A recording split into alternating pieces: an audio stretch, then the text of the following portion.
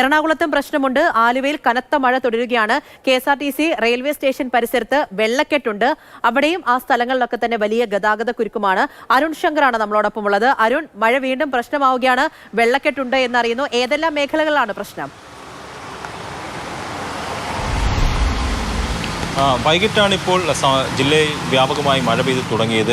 കൊച്ചി നഗരത്തിലും ശക്തമായ മഴ തന്നെ പെയ്തിട്ടുണ്ട്. പക്ഷേ ഇപ്പോൾ മഴയ്ക്ക് അല്പം ശമനം വന്നിട്ടുണ്ട്. തുള്ളിമുറിഞ്ഞ് എന്ന് തന്നെ പറയേണ്ടി വരും. പക്ഷേ പല വെള്ളക്കെട്ട് രൂപപ്പെട്ടതായിട്ടുള്ള റിപ്പോർട്ടുകളൊന്നും വന്നിട്ടില്ല.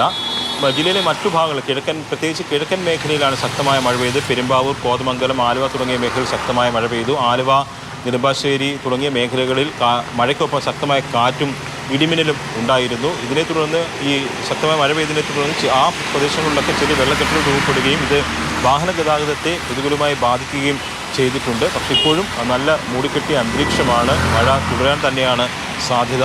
എന്തായാലും നിലവിൽ നഗരത്തിലെങ്ങും വെള്ളക്കെട്ടുകൾ രൂപപ്പെട്ടതായിട്ടുള്ള റിപ്പോർട്ടുകളില്ല.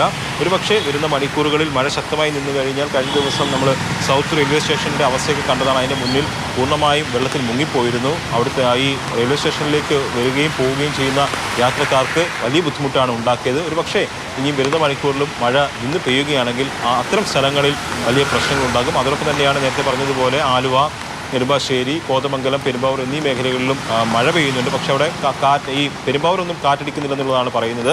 പക്ഷെ മഴ പെയ്യുന്നുണ്ട്. പക്ഷെ ശക്തി അത്രയും തീവ്രമല്ല എന്നും റിപ്പോർട്ടുകളുണ്ട്. നമ്മളുടെ പ്രതിനിധികൾ അവിടെ നിന്ന് അറിയിക്കുന്നത് അത്തരത്തിലാണ്. എന്തായാലും ഈ രാത്രിയിൽ മഴ ഇനിയും തുടരും.